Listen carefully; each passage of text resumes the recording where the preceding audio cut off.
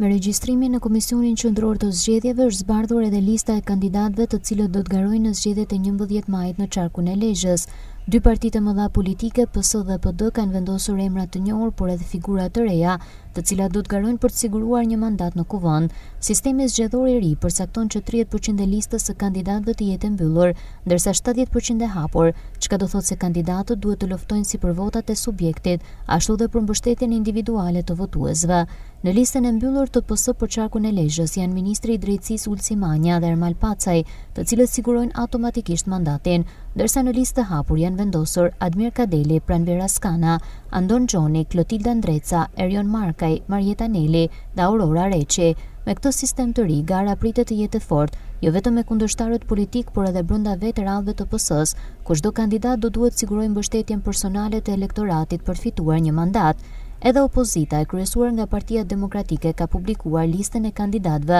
për zgjedhjet parlamentare të 11 majit në qarkun e Lezhës. Në listën e mbyllur të PD-s, të cilët sigurojnë automatikisht një mandat deputeti, janë Agron Xhekmarkaj dhe Elda Hoti, ndërkohë lista hapur përfshin emra të tjerë nga ky subjekt si Gjin Gjoni, Lindita Metaliaj, Kastriot Piroli, Aleksandër Lala dhe 3 kandidat nga koalicioni, Viktor Tusha i Partisë së Lirisë, Edison Doçi i Partisë Agrare Ambientaliste dhe Melisa Vuthaj e Partisë Republikane. Gara kryesore brenda PD-s do zhvillohet mes Gjin Gjonit, Lindita Metaliajt, Kastriot Piroli dhe Aleksandër Lalajt. Lufta për mbështetjen e votuesve opozitar do të jetë fort, pasi sistemi i ri i votimit u jep mundësinë kandidatëve të grumbullojnë vota individuale për siguruar një vend në kuvend. PD synon të ruajë dhe të forcojë praninë e saj në qarkun e Lezhës, e sigurisht të ruajë përsinë me 4 mandate, ndërsa sfida kryesore mbetet ruajtja e unitetit dhe maksimizimi i votave brenda koalicionit opozitar. Pjesë e garës elektorale në qarkun e Lezhës janë edhe forcat e vogla politike, si koalicioni Euroatlantik i drejtuar nga Lulzim Basha,